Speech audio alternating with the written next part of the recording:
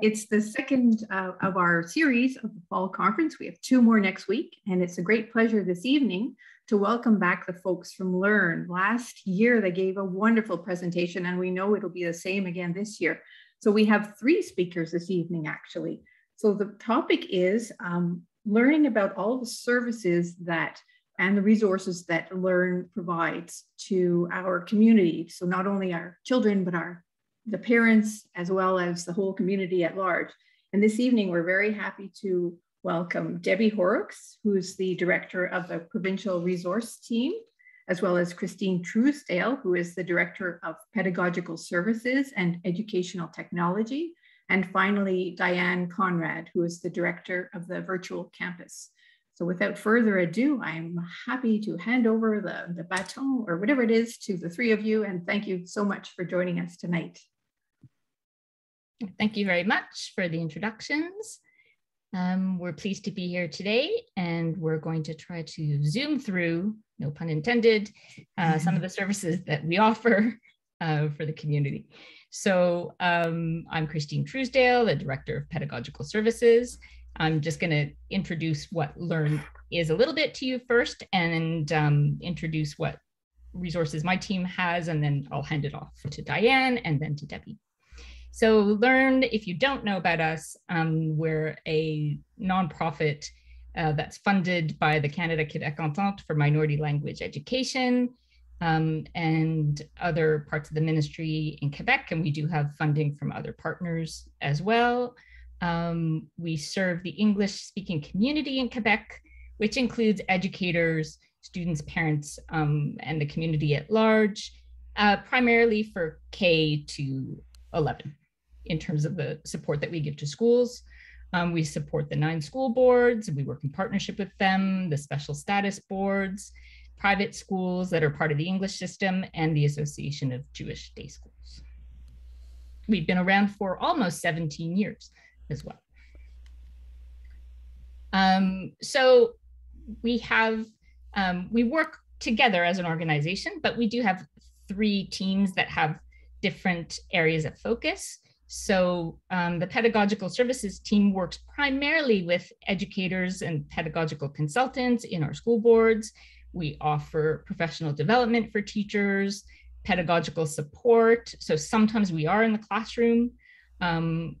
Before the pandemic, that was in the live classroom most often, and now online quite a lot. So we've shifted some of our services, but we're still in close contact with classroom teachers and their students. We develop pedagogical resources as well, and we write articles for a blog.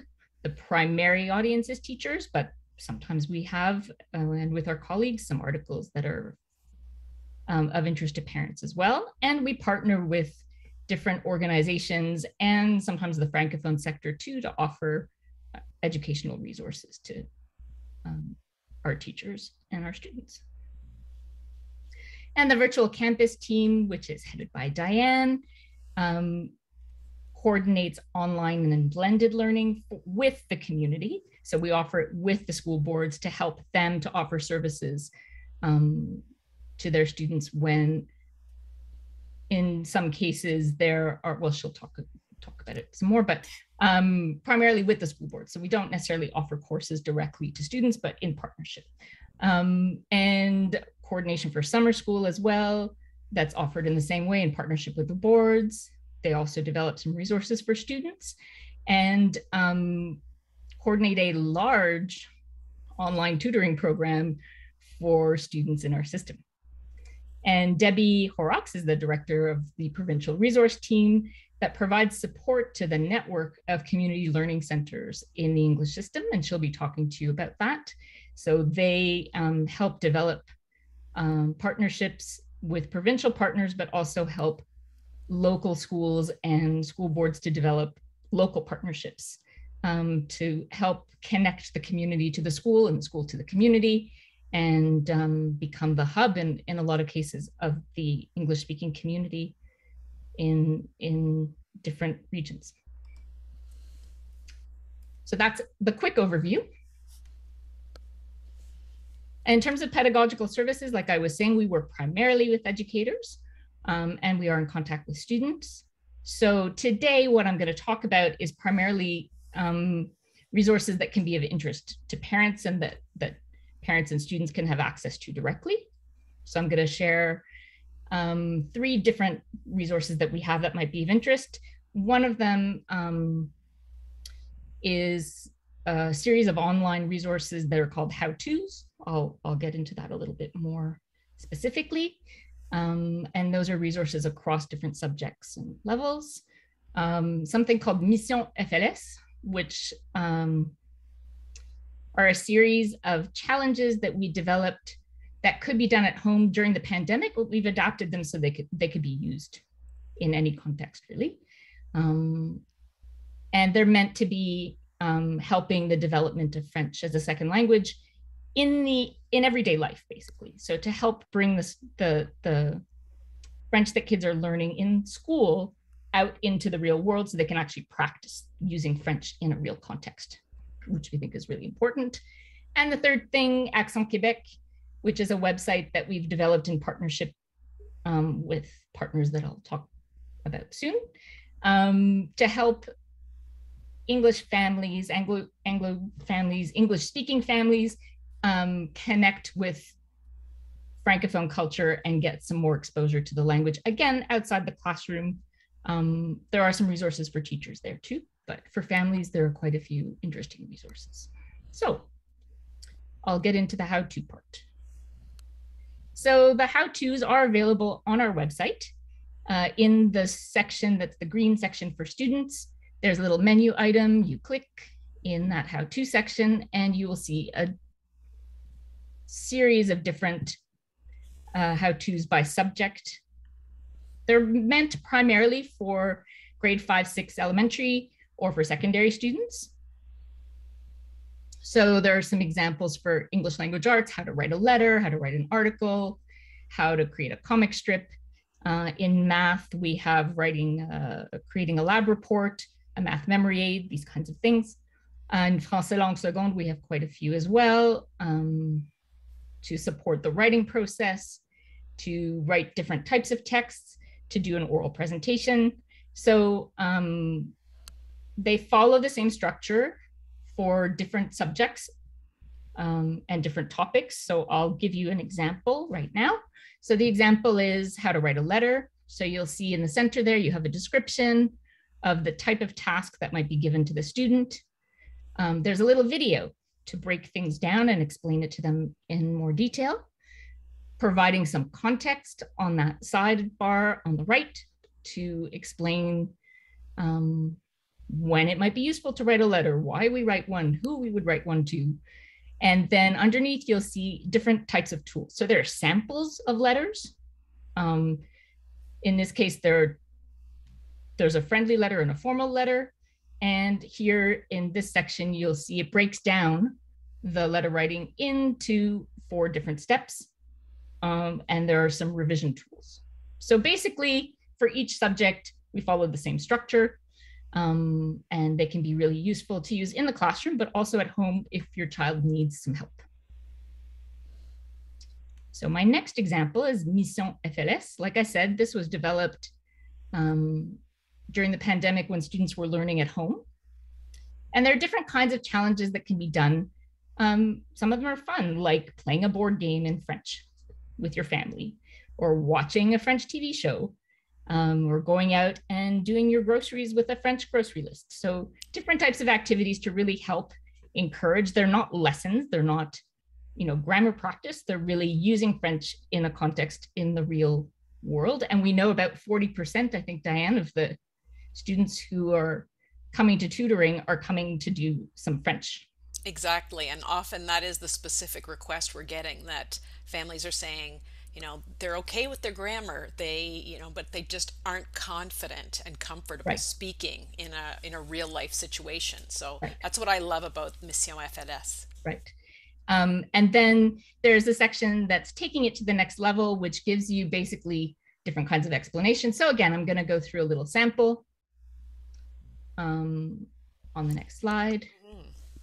And Caroline asks, is this something available anytime, or do we have to register with you? You do not have to register. It's available on the website in the student section that Dianne will show you later. There'll be a slide to show you exactly where you find the different student help sections. So this is in the FLS subject help for elementary. You'll find for cycle 1 on the left there some fun things to do, like singing a song in French. I'll show you some samples in a second. And basically you have, on that side there, the three little dots. So you're meant to practice it more than once. So if you're gonna watch a TV show in French, well, do it, at least 3 times to cycle through and get some practice. So these are the examples for elementary. Here's a secondary cycle 1 example. So, taking the time to talk about your emotions with your family or friends, or encouraging your parents to talk about their day with you in French. So get the family involved and have some off-screen time, or some on-screen time, watch a movie and talk about it in French. So those are some of the examples. And then we have some secondary cycle 2 examples as well.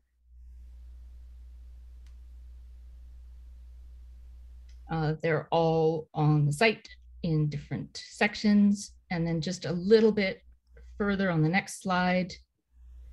The activities also that you saw in the little strips have some further explanations. So if the students need help to actually accomplish them, there's a Google Doc that you can click on the web page, and it gives you further explanation. And at the bottom, information for parents. So why do this activity?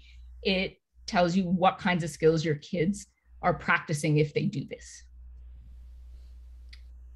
So that one's a very, very practical one, writing a grocery list in French and going out and doing your shopping and actually naming all the food and getting that everyday life experience. So that's it for Mission FLS. And the last piece I'm going to talk about is the Accent Quebec website, which was developed, as you see at the bottom, in partnership with Learn and Lester B. Pearson School Board, Canadian Parents for French, the Office for the Commissioner of Official Languages, and John Abbott College.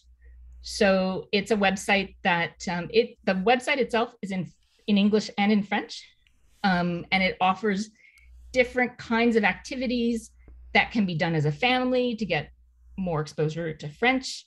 It also gives examples on the next slide. Dianne, I will be able to, there you go. So there's some parent support, links, family outings and different camps that can encourage bilingualism, or camps that help kids who are learning French as a second language. Reading Corner gives you different lists of books for different interest levels and different age groups. Early childhood, also some resources and activities that can be done with young children. For teachers, but also maybe interesting for home and school and parent committees, different kinds of field trips that can be done.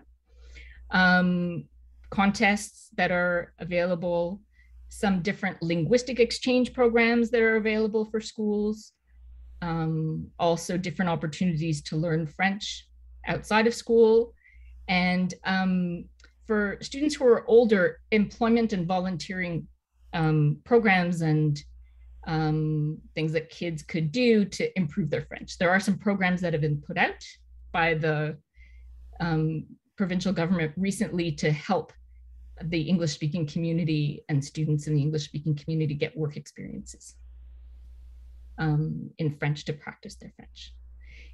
Someone's asking if we could have yes, we'll make the PowerPoint available, because there are lots of links and we know that it's difficult to write all that down. So those were the projects that I wanted to share from my team, and I'm going to pass things on now to Dianne. Thank you, Christine. And yes, Carolyn asked a question, and I encourage anyone, if you have any questions while we're presenting, don't hesitate to just put them in the chat while you're thinking of them, and we'll try to stop and answer those questions as we go along. We really want you participating and feeling we're here to show you what you're interested in the Learn site. It's big, there's lots of stuff, so don't hesitate to ask a question as we're going through. Yeah, so as director of the virtual campus, I'm going to talk about a few specific pieces that kind of fit the theme of, how to help students catch up. All of the virtual campus information can be found if you go to that basic learnquebec.ca/ I want to learn, but I'll show you another way to find everything, and that does not require remembering our website other than learnquebec.ca. As Christine mentioned, our biggest service in the virtual campus team is Learn Tutoring. It is a service offered at no cost. Our tutors are all qualified teachers. The offer is that for students in grades 2 to 11, they can register. So Carolyn was asking about registering. This is a service that requires registration, but it does not require a login. All students have to do is, or their parents in most cases, is to enter the student's name, the school they attend, the school board they attend, and some contact information like an email so we can send them an appointment. We start with an offer of an initial 30-minute appointment. If that goes well, we then send within 2 weeks the offer out to book regular or future appointments. There's a maximum of 2 appointments per week for secondary students and the maximum of 1 appointment a week for elementary students. And what is done during that 30-minute session depends on what the student needs. So in the registration, families will tell us, Joey needs help with oral French, or Jeanne needs help with her math, and they might get very specific in terms of what math help is required. The other thing is that families can email us prior to a tutoring session and actually send the specific work for students to work on in class, and that makes it a very, very productive 30-minute session, as you can imagine. One of the popular features of Learn Tutoring is our Feedback Fridays. So every Friday, feedback is sent to families about what was covered in the tutoring session, and the school is looped in so that the school knows what was going on.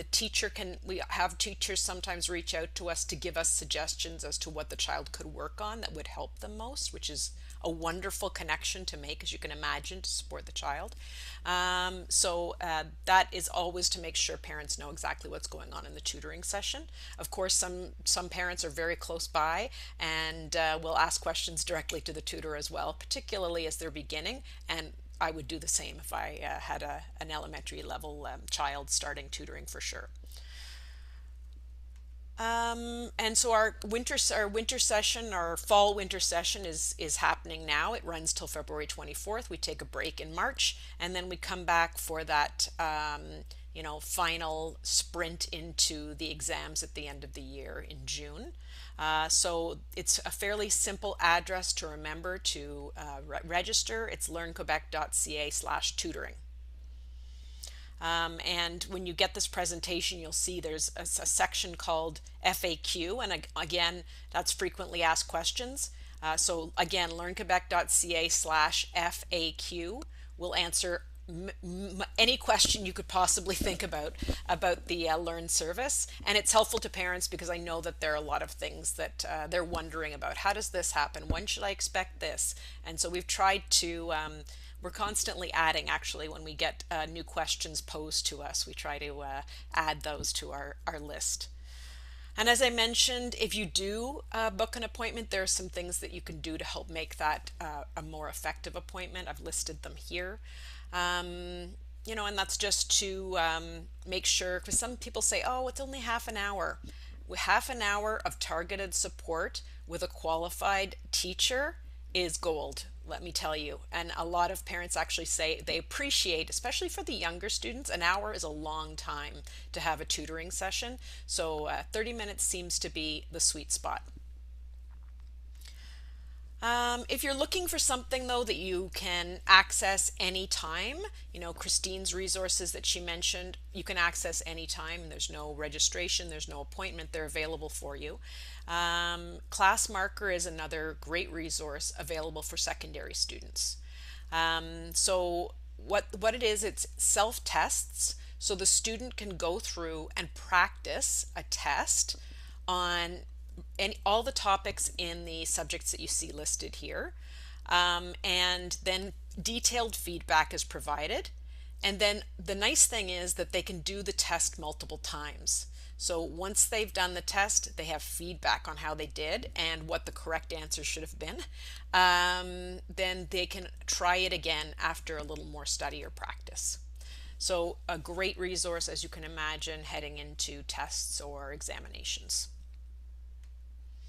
This does require registration. Very few things on the Learn site do, to be honest, but this one actually requires a login.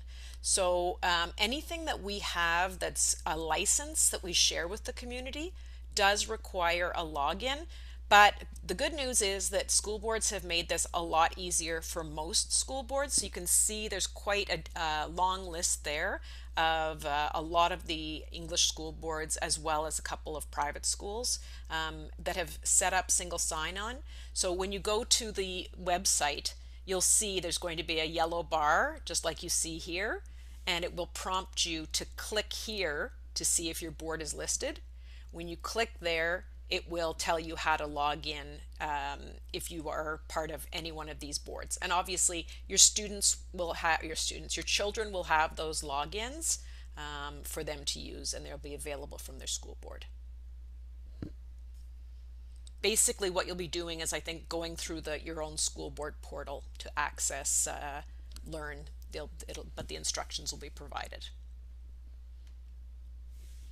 So I also promised you another way to kind of find these things. That's always the trick. People attend these sessions and then we get questions and emails for the next few days.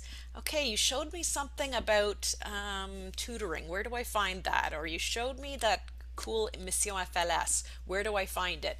So one of the things we try to do in sessions like this is to provide a little wayfinding that maybe you can remember and hold on to when you go to the Learn website.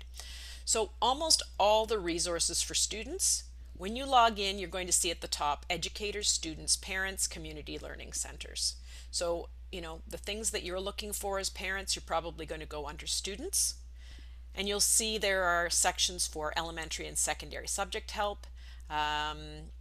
What is online tutoring is there as well. You can see to click there. More information about the virtual campus. I will just add at this point, even though it's not really part of the presentation, you know, Christine talked about online courses that we offer. They're exclusively for students in secondary 4 and 5. They are offered through some schools. So schools in all of your regions have students who are involved in the online courses that we offer through Learn. And they register through their school boards. The school makes the request to Learn, and then we register the students and we report back to the schools or the school boards. And summer school works similarly, you know, we work directly with the school boards to support students in the summer. Last year we offered a large summer school with courses from secondary 1 to secondary 5 in most of the core subjects. So as you can see here, student resources, you have their grouped into elementary resources and secondary resources. So you can see that they're listed here for the different subject areas. So please feel free to explore if there are subjects where your child is struggling, or you'd like them to have a little more practice and support. You can check out some of these resources here available for elementary, and then more for secondary. You can see the subjects are listed there that are available. You know, if your child's in secondary, then there are lots of resources that might be helpful to them as they're studying. First written communication is either gone home or is coming home soon, so you may see soon areas where more practice might be needed. And I'm going to throw it over to my wonderful colleague Debbie. Thanks, Diane. Pleasure. I guess I'm going to take you on a little bit of a different focus, and we're really going to focus on parents. So I'm with the Provincial Resource Team, Debbie Horrocks. And so who is the PRT? and we're really a team of 5. We work at Learn, and we support the network of community learning centers, or CLCs. We've been around since 2006. CLCs were launched when they're into 15 schools and centers in the network. And today we're working with 96 schools and adult and vocational centers in all 10 school boards and 1 private school. And I figure some of you here tonight may not know what a CLC is, so I'm just going to give you a quick overview of that. CLCs are really community schools that have a dual mandate of supporting student success and contributing to community vitality in minority language communities across the province. All CLC schools have a community development agent, so this is a paid employee to help connect the school to community resources. And that's really what it's all about. It's all about developing school community partnerships. We, like Learn, have been funded by the Quebec Canada Entente for more than 15 years. We've been around for 15 years. So moving on to year 16 next year. So for students, what is the CLC approach? For students, CLCs really combine academics with access to extended and varied learning opportunities, which really we know contributes to greater student engagement. So when community organizations make their services and resources available to the school, it really does help augment a student's educational experience. And we know that when kids are more engaged in their learning, that really contributes to student perseverance. For families and the community at large, a community school is the place where people can go and access services and resources in English. And that's really important in a lot of our regions, and especially in the regions. CLCs, so in addition to enriching student learning, they offer lifelong learning opportunities, intergenerational activities, recreational and sports programming, access to early childhood resources, literacy activities, all in English, to name just a few of the things. And it's important to note that when a community school, it may also look very different in various communities. So even within the same school board, the services and resources offered by each CLC is unique to that school and that community, and will most likely change over time as the needs of students and families change over time. All the CLC school teams in the 96 schools are supported by Learn's PRT. We offer PD, tools, resources, and evaluation support. We advocate for the network provincially, and we build strategic partnerships that the network benefits from through resources or grants, funding, things like that. So Learn's PRT started getting requests for parent resources. It's not something we had typically done. We'd done it probably about 10 years ago at the beginning, when when CLCs were given video conferences and their video conferencing equipment. It was supposed to be the be all and end all for school boards, but that slowly died out, and there was so we stopped providing resources for parents at that time and focused more on the CLC teams. But when COVID hit, our school board partners started asking us for resources for parents. And we in turn turned to some of our community partners, many of whom found themselves also unable to connect and continue working as they had been before. So everything had changed overnight, and everybody needed to adapt.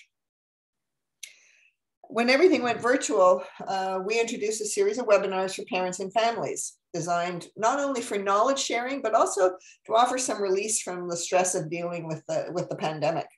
It was all new to all of us. All our webinars are about an hour in length, and like all Learn resources, are available free of charge for replay on our website. I'm going to briefly talk about the past webinars because I think some of the topics are still likely to be of interest to you, and then I'm going to focus more in depth on what we're planning for this year. So way back at the beginning in March 2020, we did Swing into Spring, a webinar series, and we worked with one of our literacy partners, Frontier College, to offer a couple of sessions. They did a Homework 101 to help parents understand how to support their children with online homework. And they also offered a family literacy workshop, which included free activities parents could do to promote literacy at home. You remember, the schools were closed, everybody was off work, everybody was home during this time. This is right at the beginning of the pandemic. We also worked with Cara Delage for two webinars. She shared strategies about school transitions and how to support healthy and constructive family transformations. Now, I know that Karen is very familiar to the members of the QFHSA, and she's done a number of workshops for you in past conferences. On a lighter note for families, we also work with Bird Protection Quebec to offer 5 webinars that focused on encouraging families to get outside and explore nature, to help them discover the different types of birds around gardens and parks in the Greater Montreal region. And I want to note that Bird Protection Quebec is a great partner for all schools. They offer programs about birds and nature conservation activities, and they have grants available for classes. So I encourage you to look into their offerings on the Bird Protection Quebec website. By the time fall came around, we'd all hoped that restrictions and challenges would be lessened, but that wasn't to be. And the stresses we were all feeling were continuing and were growing. And our schools were looking for, CLC schools were looking for more resources to share with parents and families. In response, and once again, in collaboration with some of our stellar community partners, we offered a series of webinars called Parenting in the Pandemic. The situation in the schools is a little different from the spring. In the fall, we were now hearing about people struggling with mental health issues and parents needing strategies to support not only themselves, but to support their kids. We were very fortunate to have developed a great partnership with the Center of Excellence for Mental Health. They created 6 webinars designed to offer parents strategies and guidance on some very real challenges that they were dealing with at the time. You can see the list of topics here.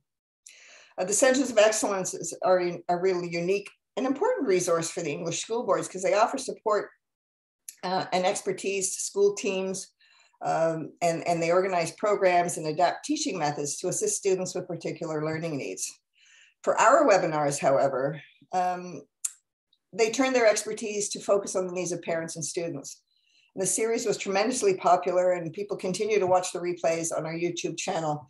We've had more than almost 900 views on this series. And now here we are in year 3 of the pandemic, school year 3. And while we're starting to see some of the loosening of the restrictions, we decided to continue to offer support to parents through the webinars. And this year we're calling it Perspectives on Parenting. Currently we have 4 webinars scheduled before the new year, and then we're going to be offering another 4 starting in January and running through April. So a little bit more about what's available for you this fall. We're really excited to be collaborating with Dr. Sabrina Jafrali. She's an equity educator, a high school teacher with the EMSB, and she's a lecturer at McGill. She's put together a 2-part webinar series entitled Teaching Empathy for Social Justice, What Parents Need to Know. Unfortunately, you missed part 1. It took place at the end of October, but you will have access to the replay shortly. And part 2 takes place next Tuesday, November 16th at 7 o'clock. And parents are going to begin to learn how to build a set of resources and techniques, focusing on using empathy as a principle to cultivate social justice in their lives and in the lives of their kids. So Sabrina is just a really interesting person to listen to.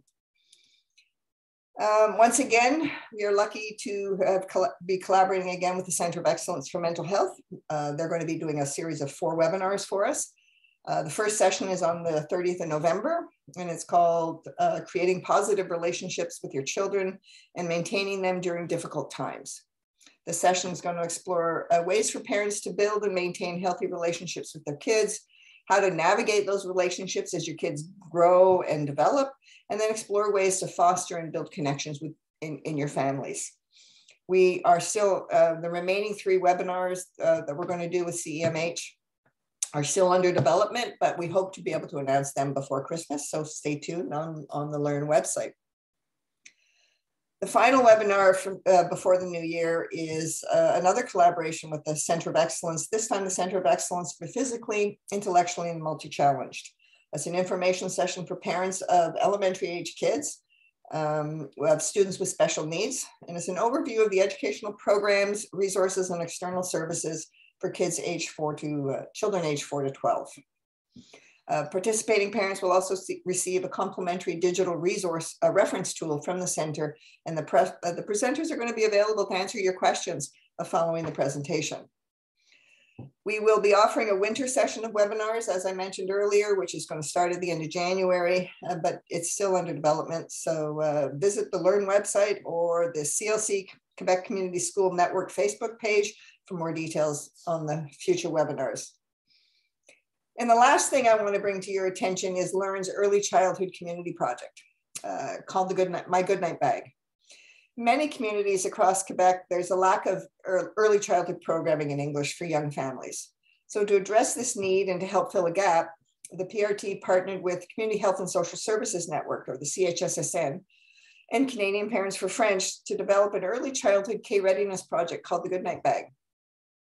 It's a cross-sector collaboration that some CLC schools are collaborating with a local community organization to bring the resources to young English-speaking families and communities. And others are working directly with their school board transition agents who find this to be a really useful resource for K4 and new K4 and K5 families. I invite you to check out the website and access the free resources for both parents and educators. And in January, we're pretty excited because the project's going to evolve into what we're calling Little Learners. And under the Little Learners banner, parents are going to have access to resources to support healthy bedtime routines, outdoor play and outdoor education, bilingualism and early literacy, equity, diversity, and inclusion in the 0 to 5 world, and mental health for families in early childhood. So this is a really exciting expansion of the Goodnight Bag project. And really some great resources on the website. And I encourage you to stay tuned for more details on that.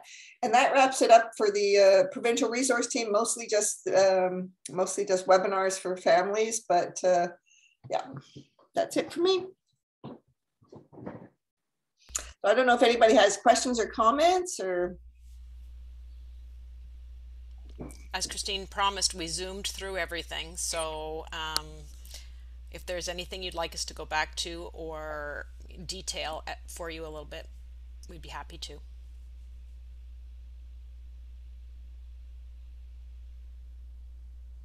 You're letting us off very easy. Come on, guys.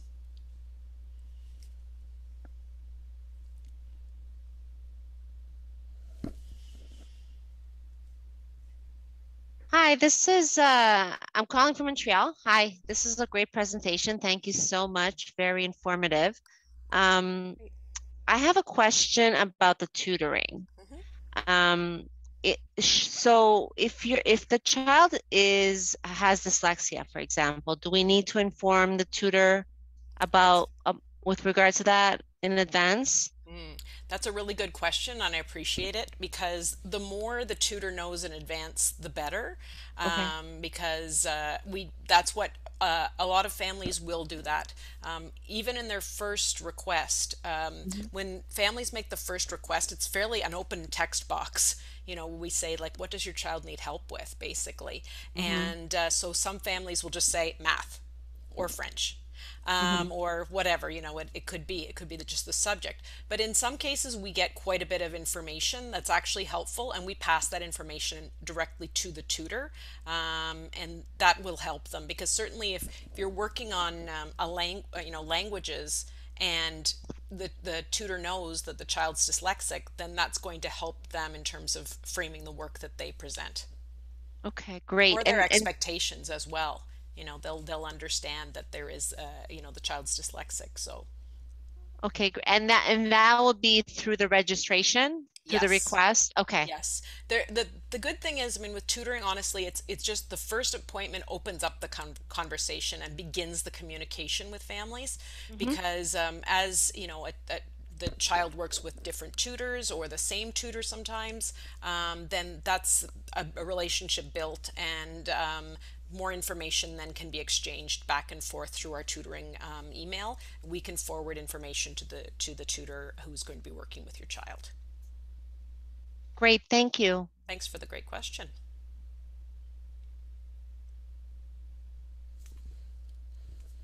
There's also a question in the chat. Oh, good. Love a good chat question. Does the child have the same tutor every week?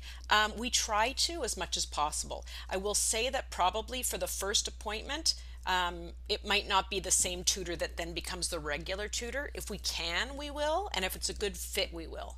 But there are a number of things that we have to take into consideration. First of all, your availability, your family's availability. So when the student is booking a regular future appointments after their first appointment, we do ask parents or families to identify preferences. So what nights of the week are you available? Or what times are you available from the different time slots? Which saves a lot of back and forth, I can assure you, because I know families are busy, especially now that activities are back on. There are lots of things going on in the evenings. And I will also add, that our tutors are only available certain nights of the week. Tutoring is available Monday to Thursday in the evenings, but some tutors are only available one night a week, and some are available 4 nights per week. So really, if you fall in love with a tutor who's only tutors 2 hours a week, it might not be your good luck to have them every single week. But we do our best. So that's a great question. Thank you. There was also another And question. to see it, register with a tutor. Can that person assist with different? In elementary, it's general homework help. It's basically divided by general homework help, so the tutors can help with math or English and some other subjects as well. And then we have French tutors. So that's how it's divided in elementary. In secondary, it's very subject specific.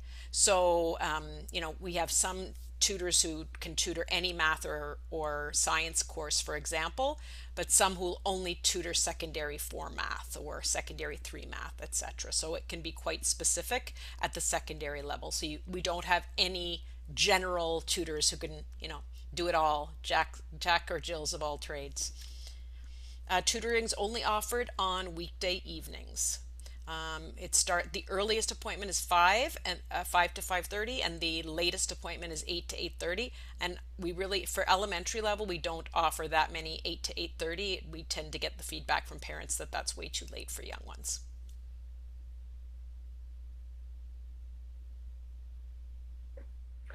I have a question for the secondary tutoring or for the summer school. Sure. Can students use it to pick up a course that they need to go on to CEGEP, or is it they have to go through adult ed for that? Well, most summer school courses, and I'm assuming if you're talking, the option of adult ed, we're talking about secondary 4 and 5 students. Yeah. So most of the courses in summer school are remedial. So as in the student has already taken the course, they were not successful or they got a very poor mark. And then, so they're trying to improve. And so that's the majority of summer school courses. However, we do traditionally, and it all depends on what the school boards ask us to offer. We work in partnership with the school boards. But in the last few years that I've been in charge of summer school, we've also offered 2 sort of get ahead courses, I would say, that allow students to change their pathways. So without going into too much detail, in secondary 4, it's kind of when streaming begins for maths and sciences. And so we've offered in the summer 2 courses that allow students to go into the science level, or which is a requirement for certain courses in CEGEP. So if they want to take science level math, but they didn't in secondary 4, they can take this bridge course and do science math in secondary 5. Similarly, there's a course called Environmental Science and Technology that is a prerequisite for students who are going to be taking physics and chemistry in secondary 5. So those are courses that kind of allow students to pick something up that aren't remedial. Thank you. You're welcome. Hope I didn't go into too much detail. No, that's fine. Tutoring is not a course per se, and I think that's important to stress. It's, as I mentioned, it's a half hour or 2 half hours a week at most. So it won't get a student through. It'll help them, and it's great to have that practice and reinforcement, and also to learn from somebody else. That can sometimes be helpful to some students. Tutors, how many tutors do we have available? I mean, there are lots of tutors. I'm going to say 140 some tutors at this point, but it's it's how many are available, but it's also how many hours per week of each of them is available, right? That really makes our availability. We're always hiring. So if any of you are parents and teachers, call me. I'd love to hear from you. Great questions. Thank you. Because many of them are teachers during the day as well in schools. That's right? it. So the vast majority of our tutors are teaching during the day and then tutoring with us at night. And they find it very satisfying. It's fun to have that one-on-one. You know, when you teach your child something and they get it, and that's how satisfying that is. That's why teachers do the tutoring piece, because one-on-one with the student, they're able to get that immediate aha moment that in a large group of students they don't necessarily see every day with the students, and they're able to really target and find where the issues are and try to help solve them. Can I ask about the cultural, the French cultural, we'll say, call it field trips? Are they most, I guess this is for Christine, are they mostly concentrated in the Montreal area, or do they go throughout Quebec? So the first pass that was done is generally the Montreal area, but the hope is to work with more partners in the regions so that we can help to expand on that part of the site. So if there aren't many right now, that is one of the goals, is to help extend it to other regions. Oh, thank you.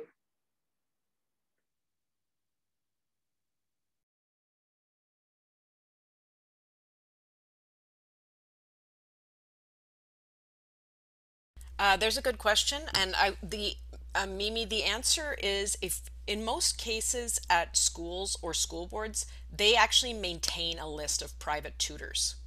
So our service is tutoring, but if you would like to find out, you know, if your child requires more tutoring than we offer, then I've heard from a lot of parents that, you know, a guidance counselor at a school or the school administrator will have a list of people who tutor locally that are available to families. There are also, as well, before the COVID measures came along, there are many schools and school boards that do have homework help at school as well, and have programs.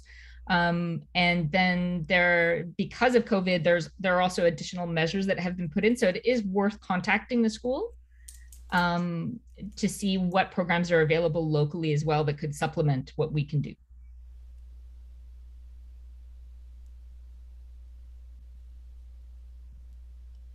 Well, I think that we. Mimi had another question. I just wanted to say that we've been using a tutor for the last 2 weeks for my youngest, and he has just formed this like pair bond with her. It's hilarious. He absolutely adores her, and he was so excited when he found out he had her 2 weeks in a row, and has been asking to have more time, and he's just really feeling very special and taken care of when he's with her. So what an amazing service. Like, we really can't thank you enough for organizing this, as our family are really benefiting from it already. So we're looking forward to all the changes in the next year. We've homeschooled for a year, so there's some gaps that we're working on, and he's thriving already, and it's only been a few weeks. So thank you from a parent who's using the service. Thank you for that testimonial. I appreciate that. She's not a plant. I didn't know. No, I promise I'm not. If the child needs help on French reading comprehension, can the tutor bring a French book to the session?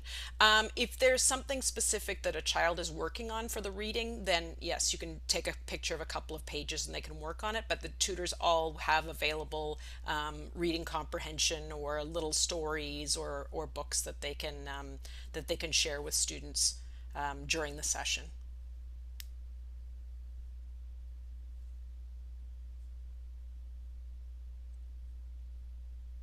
If you do have books, I think it is helpful, because then there's some continuity for your child, but it may be something to ask their teacher too, if there's some books that might be good for them to be working on in their session. Do all the teachers have to have a B.Ed, or do you take people who are experts in their field. No, so like science, et cetera, et cetera. Right. No, all of our tutors do have to have teacher certification in Quebec, and so all of them who I've hired taught, either teach or have taught in Quebec.